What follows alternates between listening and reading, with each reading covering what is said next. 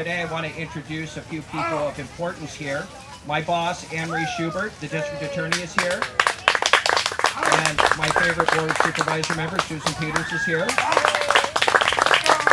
And my direct boss, assistant deputy chief, Natalia Luna. And Sharon, where are you? Sharon Ruffner, the president of the Carmichael Parks Foundation. Yes. So this has been a long time in coming. I've been in this unit for about 4 years. I learned well from Natalia Luna, and she taught me really how to collaborate with other organizations, agencies. Barry Chamberlain, Chief of Code, is here. Tim King, who is the officer. Tim was instrumental in this case from Code. He was the one who put this case together with the Sheriff's Department. We had the Sheriff Pop team who went out and really did the legwork with Tim, and we made this case to the point where Mr. Razavi had no choice but to settle the case. And that's what we're here today to do. We received a restitution amount. And Anne-Marie, I think you're here to talk about that? Yeah? Okay, you guys, I'm going to first say this. We're in the DA's office, we're not typically in the business of giving money away. I mean, that's not, it's true. We don't, our job is really public safety.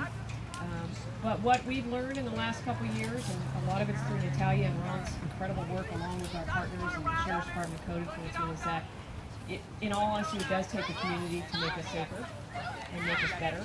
And so I give so much credit to Ron and the community prosecution as well as our partners in law enforcement and code enforcement. But you know, it does take a community to make us healthier and safer. And that's what's so great about this day, is that, you know, when Susan asked me what is this all about, and what it's really about is just these kids behind us, because if we can reinvest the good work that's being, you know, done through this district, Supervisor Peters' efforts, it's all going to be, it's just going to pay forward.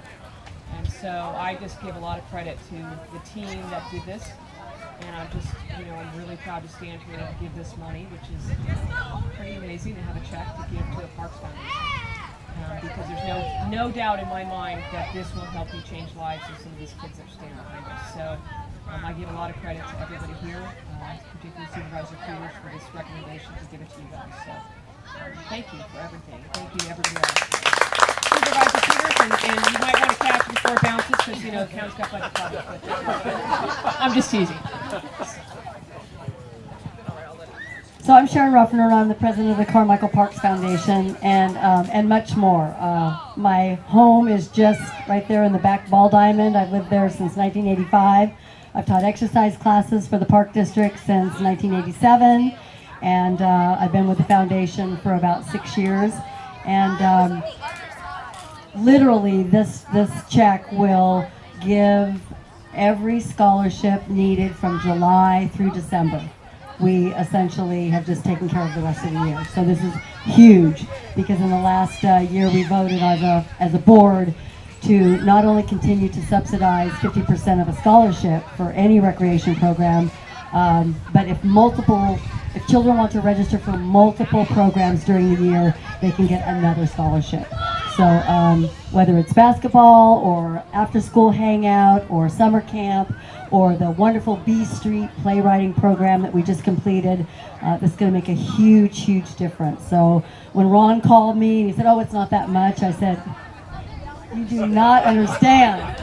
This is half a year for us." So thank you, thank you, thank you. Before Susan comes up, I just wanted to say that Susan Peters' office has been so instrumental in helping us as an office. If there's a log jam in the county, we go to Susan's office, and she breaks through and really helps us. So when we came to Susan's office to ask for, how can we give back to the community that had suffered the crime? Because children were living in these substandard apartments, it was Susan who came up with the idea, and we really want to thank Susan. Susan, come on up. Thanks, Ron. I'm going to issue some of the same thanks. First of all, to the District Attorney's Office for keeping the community prosecutors budget in place, because they are an incredible team that we use and along with code enforcement. Barry's shaking his head, yes. So, I mean, sometimes code enforcement can make the difference, but sometimes they have to get the law behind them, and having a special department that is there to help them with people who don't want to live within the rules is just amazing for us to have that. We've had Ron and Joy Smiley and Natalia Luna, for some years, and it's made a big difference for us. And as I tell my staff, people lots of times won't open an envelope just from the county, but if they get it, it's got a little gold seal that says District Attorney's Office. We open the envelope, so that's really important. And then of course the park district and the foundation. This park district has really grown to embrace the community over the past 10 years, and this foundation forming and the enthusiasm and the sense of community that it gives is just wonderful for Carmichael, and it's a good example for other park districts too. So it was pretty obvious when Anne Marie said, well, we got this restitution money from some apartment owner who wouldn't clean up his act.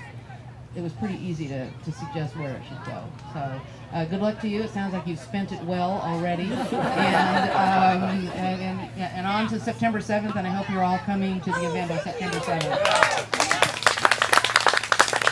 Thank you all for coming. Thank you very much.